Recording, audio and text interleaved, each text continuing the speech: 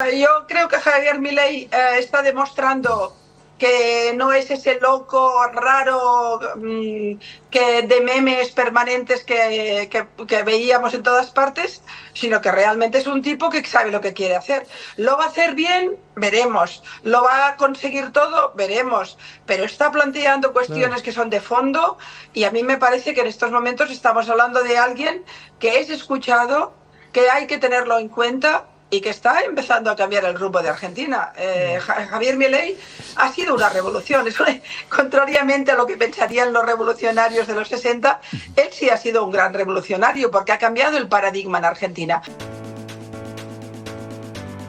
Vamos a hablar con Pilar Rahola, un lujo tenerla a ella para que nos aporte un poquito de sensatez y claridad a todo esto que está sucediendo en Venezuela y entre otras y en otros lugares del mundo también. Pilar, ¿cómo te va? Esteban Terebuc te saluda. Hola, buenas noches desde Barcelona. Sí. Media tarde, imagino, en Argentina. Sí. Primera tarde, sí, media tarde. La hora del té, digamos, ¿sí? Para los británicos, la hora del té. ¿Sí? A tres minutitos de la hora del té. Gustazo hablar contigo, Pilar. Bueno, ¿qué ves en Venezuela? Recién marcamos como las elecciones más importantes en nuestra región, en Latinoamérica.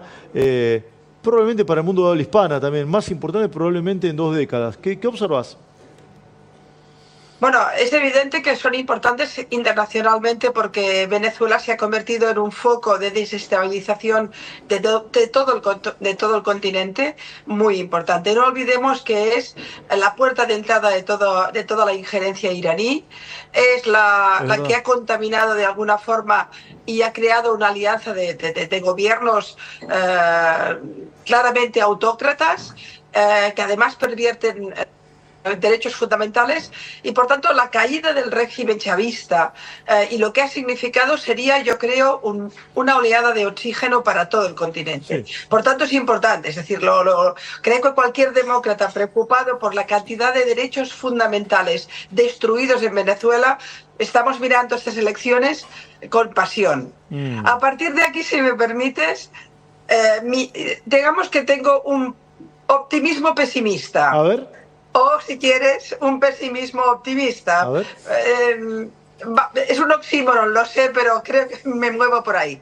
Por un lado, pienso que estamos más cerca que nunca de la posibilidad de un cambio de régimen. Sin ninguna duda, es la primera vez que hay realmente opciones de que la oposición pueda saltar todos los obstáculos que el régimen pone y consigue salir. Veremos si Edmundo González llega tanto. El papel de María Corina Machado es de enorme relevancia. Tenemos ahí una líder muy importante, sí. Aunque no puede presentarse, ahí la tenemos. Por tanto, yo por primera vez veo una oposición muy bien estructurada, saltando todas las enormes dificultades, muy preparada, y si más del 70-80% de la población venezolana masivamente va a votar, hay chance. Y digo tenemos porque yo me incluyo entre los demócratas que queremos que este régimen caiga. Pilar, yo creo que todos los amantes de las libertades individuales, de los derechos civiles, de las garantías constitucionales, de la democracia y demás, hacen fuerza para que caiga una dictadura. Así que me sumo al club, ¿no?, que acabas de marcar. Ahora, Pilar, ¿cómo observa el gobierno español toda esta situación? Por momentos el PSOE se había mostrado, no sé si la palabra es alineado, pero muy cercano al régimen de Maduro. ¿Cómo lo observan ahora esto?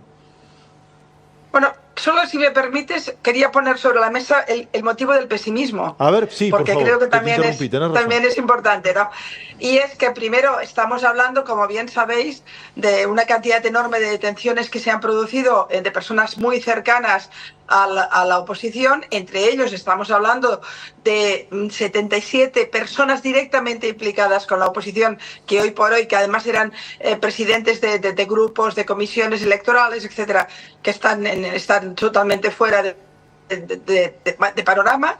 Tenemos el fenómeno tan extraño del voto extranjero.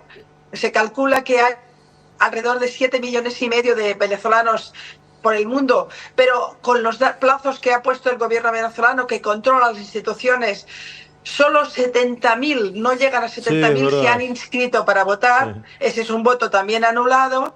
Y luego el poderío que tiene el chavismo, que tiene el madurismo, si quieres llamarlo, del control de la prensa, el control de los movimientos sociales, el control e incluso el fraude que conocemos históricamente que se va produciendo.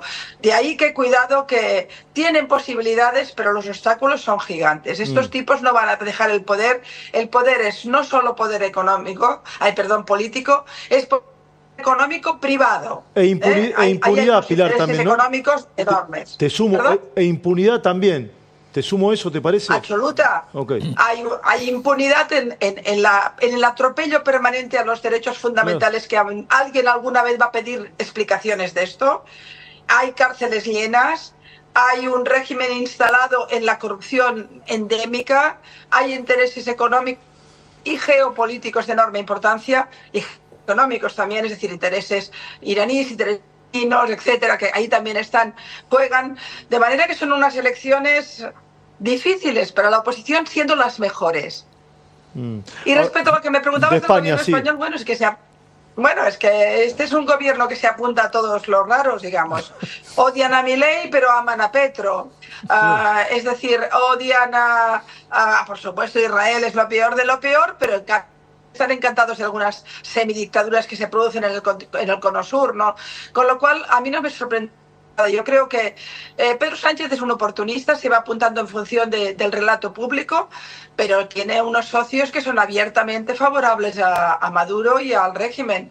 Con lo cual, este gobierno, es verdad que tenemos a Zapatero, que tiene una posición diferente, pero Pedro Sánchez va a estar encantado, igual que no hizo sus desprecios al gobierno cuando Milei fue investido, ni tan solo fue a la investidura, y por tanto hizo todo su digamos, protocolo de desprecios, que luego se derivó en la crisis que se derivó, pero en cambio yo creo que con Maduro va a estar encantado. Es decir, España no es un país en estos momentos, España solo le interesa hablar del tema palestino porque es lo que es políticamente correcto y lo que sale en las manifestaciones. Hablar de los derechos fundamentales de los venezolanos, eso nunca les ha interesado. Qué bueno lo que está diciendo, Pilar, qué interesante lo que está diciendo. Viste que en Argentina, y vos lo ves a la distancia y lo analizás con mucha agudeza, se ha generado una verdadera revolución de la incorrección, ¿no? Y esa incorrección política ha llevado a Javier Milei, que puede gustar mucho o poco nada, a la presidencia de la nación. En cambio, España vuelve a estar embebido de una gran corrección política, ¿no? Sí, pero te cuento, es decir, el fenómeno argentino es un fenómeno que se puede producir en más lugares de Europa. Yo veo dos corrientes. Yo veo una corriente instaladísima en el políticamente correcto y que podríamos entroncarla con el fenómeno woke americano. De golpe todo el catecismo del protocolo del buen progresista, del buen izquierdoso, se cumple. Y entonces hay que odiar a Israel, hay que odiar a Trump, hay que odiar a Milei, hay que ser políticamente correcto en las palabras, en el relato, en fin, todo esto que ya conocemos. Pero al mismo tiempo veo una reacción en la ciudadanía y obviamente también en opciones políticas precisamente en favor de la incorrección, que muy a menudo es acusada de ser extrema derecha o fascismo, porque esto se usa de cualquier manera, pero lo que se está produciendo es una reacción de un sobreexceso de políticamente correcto en las ideologías más de izquierdas, que lo han impuesto casi con forceps. Y empieza a haber gente cansada. Gente muy cansada de que algunos aspectos, por ejemplo, en España es prácticamente imposible poder debatir sobre el fenómeno salafista vinculado al islamismo radical, porque, inmediatamente te consideran islamófobo. No se puede hablar del fenómeno migratorio porque puede ser fascista. No puedes hablar en favor de los secuestrados del 7 de octubre porque eres... Para no dar el debate, lo mejor es descalificar al interlocutor. En Argentina durante muchos años, y hoy es un día importante para un movimiento político en Argentina porque se cumple un aniversario del fallecimiento de María Eva Duarte de Perón, muchas veces cuando uno va a objetar cuestiones y lógica del peronismo, inmediatamente, gorila. Inmediatamente la descalificación al interlocutor sin tratar de observar o tomar el núcleo de la discusión. Es una analogía válida, me parece, a lo que estás planteando, ¿no, Pilar? Bueno, es que desde siempre hay una parte de la izquierda que ha tenido posiciones fascistas. Yo creo que esto hay que decirlo con rotundidad. Es decir, si entendemos que el fascismo de derechas es aquella voluntad, bueno, viene de una ideología concreta y tal, pero luego se ha ido derivando en la idea de hacer democracias autárquicas, autoritarias, donde se destruyen derechos. Hay un fascismo de izquierdas que ha hecho esto. Y eso nunca se reconoce. Con lo cual, te encuentras con que hay un relato de izquierdas que quiere imponer el pensamiento único. Quien no está en ese pensamiento único recibe la marabunta. Claro. Es decir, inmediatamente, aquí os llaman gorilas, allá nos llaman fascistas, o amigos de genocidas, o cualquier barbaridad.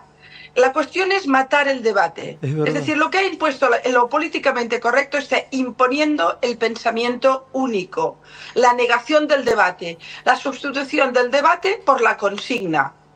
Hoy no estamos debatiendo ideas, estamos peleándonos con consignas, lo cual imposibilita completamente un mínimo de inteligencia política. Buenísimo, la discusión de los eslogans, interesantísimo, Pilar, lo que planteás y escucharte. ¿Cómo ves, cómo observás a la distancia, pero muy bien informada, estos primeros meses de gobierno de Javier Milei aquí en Argentina?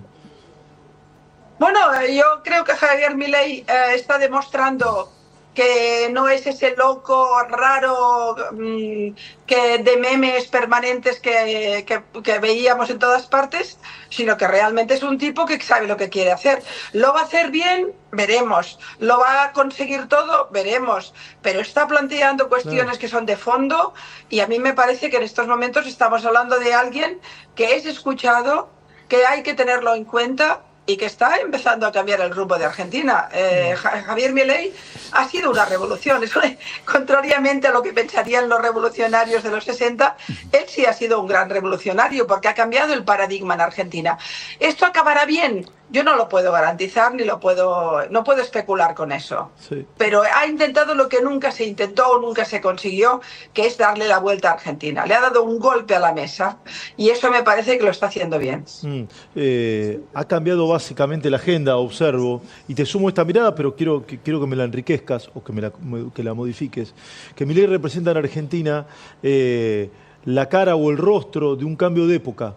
Y quizás ese cambio de época, o estoy convencido de ese cambio de época, excede incluso al actual presidente de la Nación, porque lo que parece que ha llegado para quedarse es una parte de esta nueva agenda.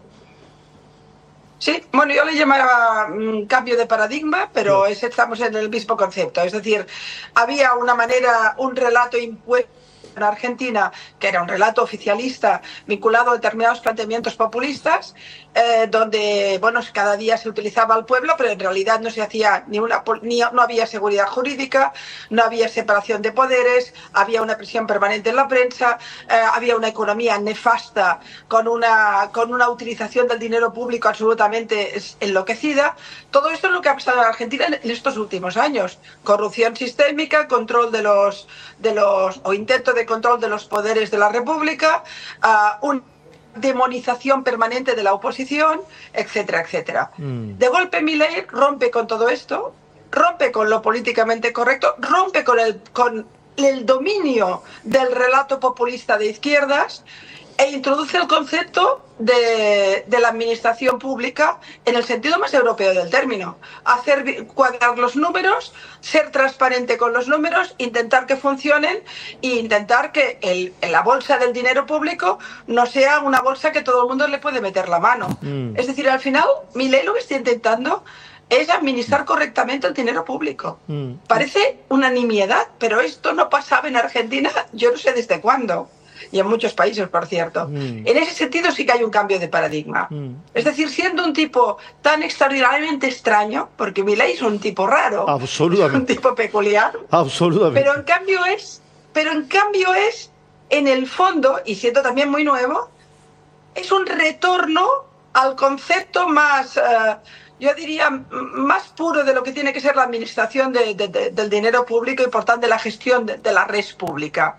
Es administrar correctamente, ser transparente en la información, no permitir el desfalco ni la corrupción y que los números cuadren. Sí, bueno, es que quizá eso es lo que se necesita. Por último, menos ideología, menos retórica populista y un poquito más de que los números funcionen, para que la economía se sanee. Qué Y si se interesante. sanea la economía, el país podrá Qué funcionar. interesante esto último que acabo de decir, qué interesante todo, ¿no? Pero esto último lo quería resaltar particularmente. Por último, Pilar, agradeciéndote enormemente tu tiempo y tu gentileza. En Europa, en España, ¿se lo deja ver Milei como un líder mundial o es absolutamente exagerado? Nosotros los argentinos siempre digo, tenemos una mirada bastante provinciana de las cosas y vos como sabés, acá en Argentina está muy dividida la ciudadanía, hay un sector que lo quiere y otro que no lo quiere absolutamente nada. En España, ¿se lo considera un líder mundial o es exagerado esto? No, en España, como en todas partes, la opinión está absolutamente polarizada. Desgraciadamente está polarizada y politizada, porque por un lado los partidos más a la derecha, el Partido Popular y por supuesto la extrema derecha que es Vox, que consideran que Milei pues, es un tipo decente, que lo está haciendo bien y que es un líder. Y luego hay toda la izquierda, toda, incluyendo las izquierdas territoriales, hablamos también del tema vasco, pero hay el Sumar, Podemos y el Partido Socialista que lo consideran la encarnación de la extrema derecha en su versión peor, demonizando y banalizando, por cierto, los conceptos de extrema derecha. Sí, hasta drogadicto le dijeron, ¿no? ¿Perdón? Hasta drogadicto le dijeron, ¿no? El ministro de Transporte. Bueno, Puente, ¿no? un ministro, es que no fue un cualquiera, es que fue un ministro, de ahí empezó todo el lío.